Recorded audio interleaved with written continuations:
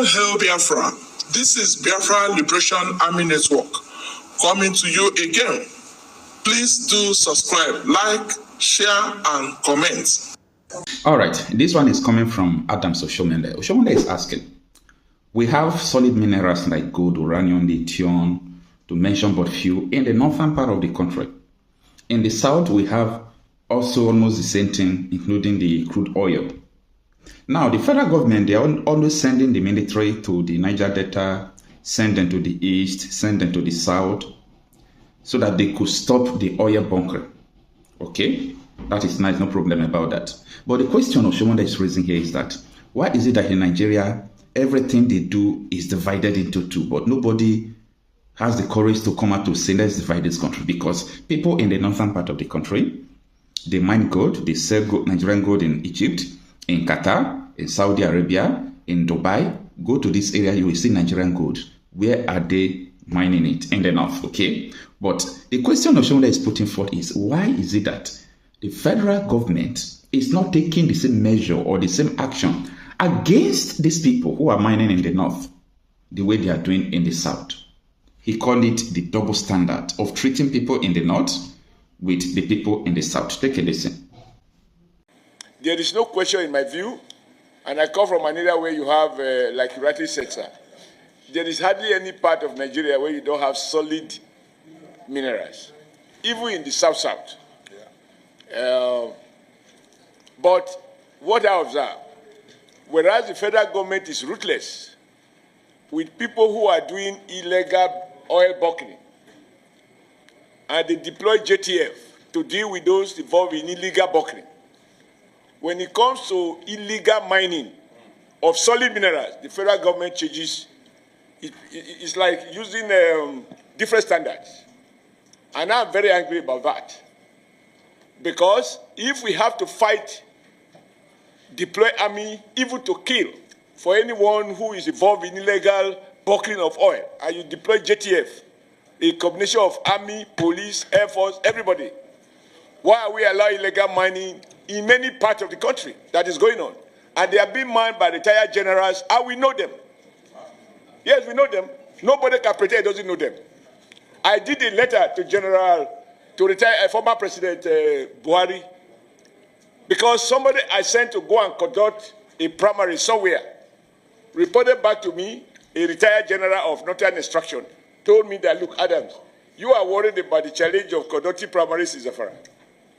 The challenge he sees there is far more than that. And if it's not dealt with, Nigeria will not know peace in parts of the country. And this gold go all the way through the belt, all to Kaduna. And it, up to, yeah, correct. And he told me that those involved in this illegal mining, they use choppers. They procure arms exactly the same way as our military were doing in the South-South. They give them arms. They use choppers to come and cut away the gold. And they take them out of this country and make billions of US dollars. And the federal government is not doing what it should be doing. I took this letter to the former president when I was national chairman of APC. And I said, call the general to give you more brief. In fact, what is happening, or what subsequently happened in that part of the country, was exactly what the general told me was going to happen. Because these guys have been weaponized by the illegal big men who deploy them, secure territories, and the weapon is meant to protect the Chinese and other foreigners who they actually employ to carry out the mining. And on occasion, they use the same weapon to carry out banditry, kidnapping, and all of the terrible things that are going on. Chief of Committee Chairman of Defense Staff, tell the defense I said so. But, yeah, that some retired military officers, army officers are involved in it. The day we can't tell the truth, this country cannot flourish. We can't change our, when it affects our people, we are at our best. We talk strong. Some other people appear to be above the law. That is what is going on with solid mineral. It is not that we don't know where it is. We have a whole survey of where we have what across the length and breadth of Nigeria. We also know I mean, everybody complaining about certain people from certain nationalities. How they got here, even as we are talking now, they are doing those illegal mining. And those guys are getting richer when Nigeria State is getting poorer. But we carry the consequences of banditry, kidnapping, and that which this on illegal armed men, which they equip. Sir, who can afford to buy a chopper to land in an illegal mining site, cut away gold, return to Sediti, and then on the way to airport, bam, take them out of the country? This is happening. So I agree with you, but my position is that we shouldn't, as senators, be lamenting. As senators, we should fix the problem. We should tell the executive, you must deploy exactly the same force that you deploy against illegal oil bunkering. That same force should be deployed to deal with criminals who are money. When I say criminal, it can be a retired general, it can be a retired permanent secretary, it can be a retired trade unionist or a retired labor leader. Whoever is involved, they should be dealt with. Let Nigeria see that we are not condoning this. We are not lamenting what is going on. You know, when you have a country of people who are above the law because they are supposed to have served the country, they have retired, and now they become the real barons. So I agree with you that the solid sector, and I'm happy with the word made by Baba that oil was discovered by accident. What they were looking for was solid minerals. And now what was discovered is like that what has become of the public sector, the power sector. We used to say generator as a standby. Now the standby is disco power. The real source of power is generator. You know, I don't think we should lament here. We should recommend steep penalties, and through the leadership of the Senate and the National Assembly, you know, draw President's attention that he has to find the political will to deal decisively with criminals that are cutting away our precious stones and other precious solid minerals. Thank you, sir, for this privilege. You know, I don't like to. What I didn't hear from you is whether there is a plan in the budget to provide for recruitment of more men. Because I know during the campaign we said we can double the size of the armed forces because the population of Nigeria has doubled from after the Civil War. Now, if this is on the table rather, I will understand. But our armed forces must be made accountable. They must be made accountable. Because it borders on blackmail. We say we don't give more money. Since I came here, I arrived at the Senate. We have done for the general nation 2 appropriations, 2024 and 2023. The armed forces, we've done several supplementary appropriations.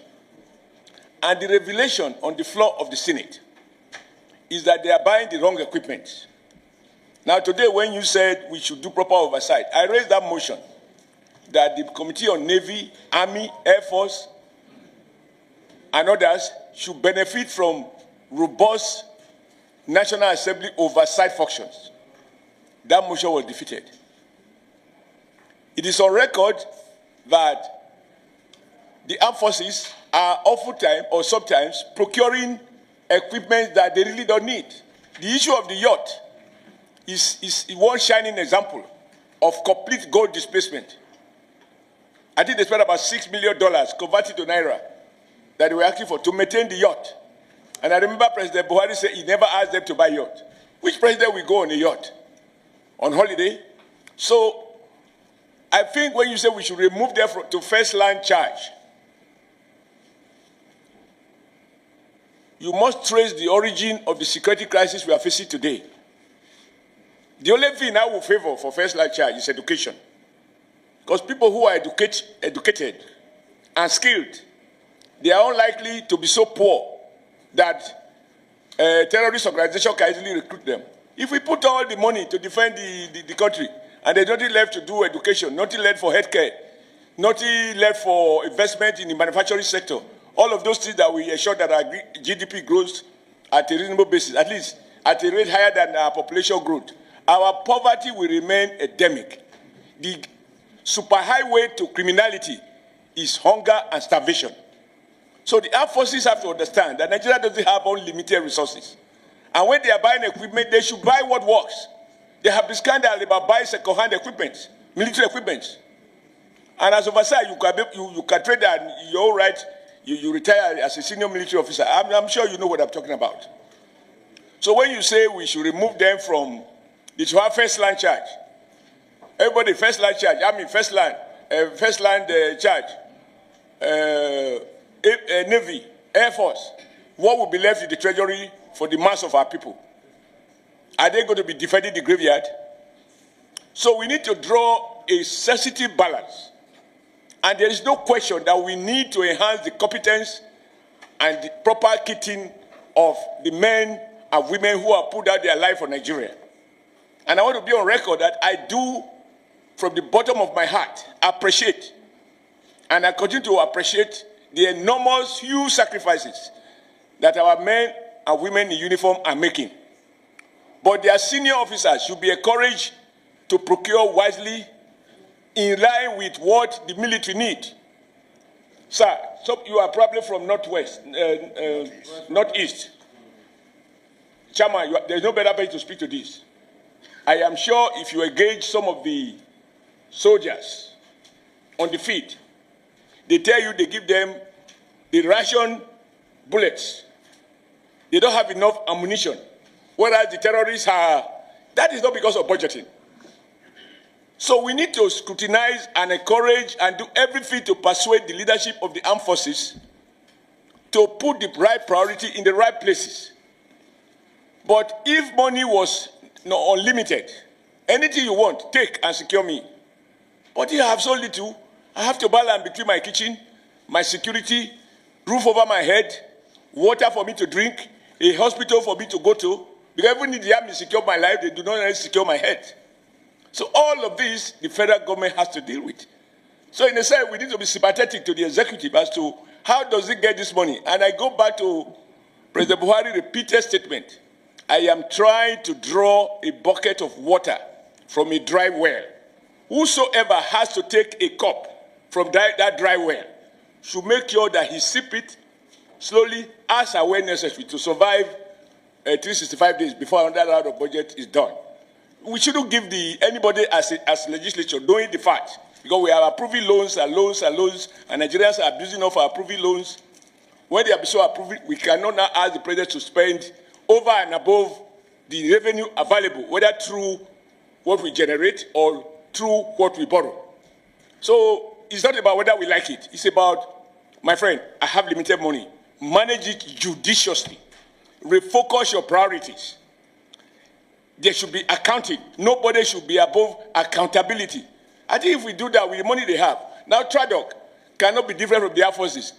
When they get the envelope, it's up to the Army to say, TRADOC should attract this. If they choose not to, it's not for the Senate to lament it. Because they have to determine their own priorities. And I thought training is a priority, but if they think otherwise, it is their choice. But sir, remember, Nigeria doesn't have all the money, and many people are opposed to Nigeria borrow more and more money because that is the debt our children are going to pay. Let them pay for the railways we are building. Let them pay for the superhighway that will be in existence. Let them pay for a model airport. These are the things that when they are paying, they say, oh yes, our parents spent money on this, now we are paying for it. But if they can't find what they are paying for, there is a double jeopardy. So we as senators who are also responsible for representing our constituents and who understand the challenges facing our constituents have to help the executive to do a very delicate balance. But I'm sympathetic. We must commend the Army and the Air Force, in fact, the military, for the supreme price many men and women have paid. And I pray that God will bless them. And Nigeria gets richer, it should also invest more in its armed forces. But for now, the envelope system, we can't escape from it.